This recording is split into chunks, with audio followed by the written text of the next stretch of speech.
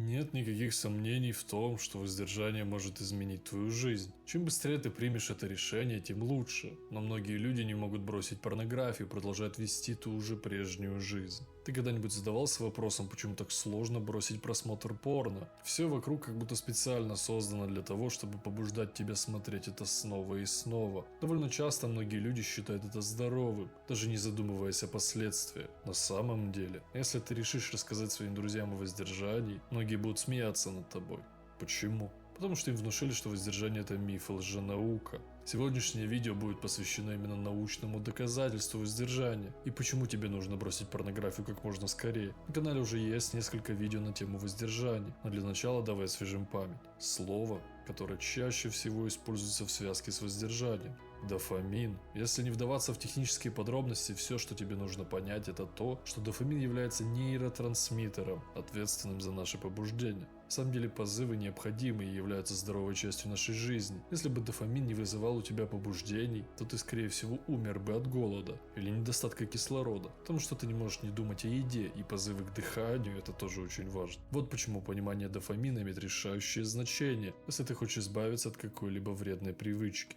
Это мотивирует тебя искать возможности и преследовать потенциальные награды. Но если дофамина бы не было, ты не был бы так последователен в том, что у тебя так хорошо получается, или в достижении своих долгосрочных целей. Дофамин – это модель вознаграждения, которую ты можешь изменить. Чем больше ты насыщаешь себя удовольствием, тем больше побуждения оно будет вызывать. Есть очень хорошая цитата. Есть человеческий орган, который никогда не насыщается, если ты его кормишь. Он насыщается, только если ты держишь его голодным. Поэтому твоя готовность пройти очередной уровень в игре или сила, которая вытаскивает тебя из постели рано утром, чтобы пойти снова в школку или на тренировку, продиктованы твоей системой вознаграждения. Я упомянул, что ты можешь полностью изменить эту систему вознаграждения. Многие из вас слышали о опытах на крысах. Ученые провели исследования, в которых наблюдали, как крысы реагируют, когда их дофаминовые рецепторы отключены. Неудивительно, когда эта система вознаграждения была отключена, крысы стали ленивыми и умерли от голода, хотя перед ними была еда, но они просто не прикоснулись к ней. Что же пошло не так?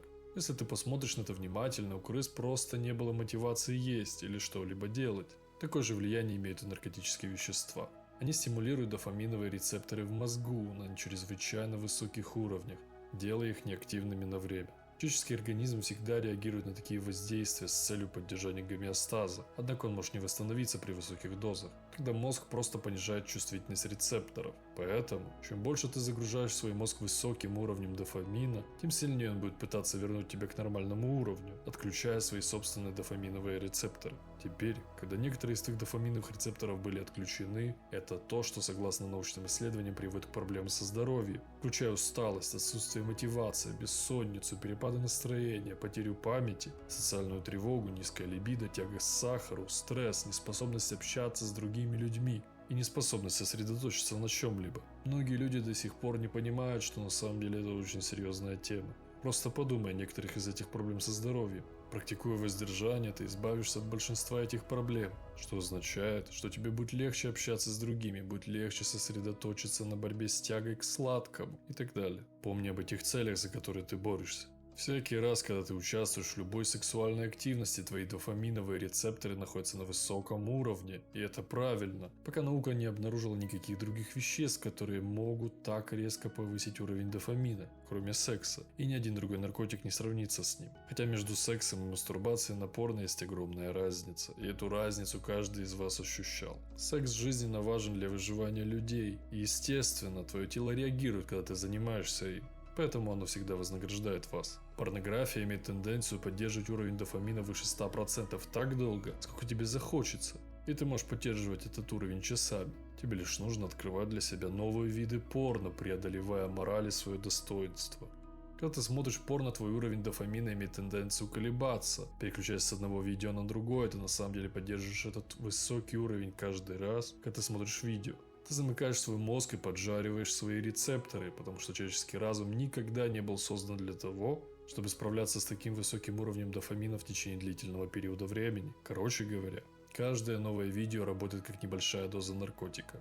Поскольку наркотики могут иметь побочные эффекты и их длительность ограничена, порно может растянуть эту продолжительность до нескольких часов. Но если ты все еще смотришь порно, то твой мозг отключает количество доступных дофаминовых рецепторов. Представь, что может случиться с тобой, если ты будешь продолжать смотреть видео каждый день. Несколько лет активного просмотра могут обернуться серьезными нарушениями схем вознаграждения дофамина, и большинство рецепторов теперь отключены. Если у тебя есть тревога, ты борешься с депрессией, у тебя нет мотивации для достижения целей или сделать что-то большее, тогда тебе нужно серьезно задуматься. Если ты осознаешь всю плачевность своего положения, то пришло время начать делать шаги к лучшему будущему. Постепенно ты избавишься от того, что по праву может считаться худшим наркотиком нашего поколения.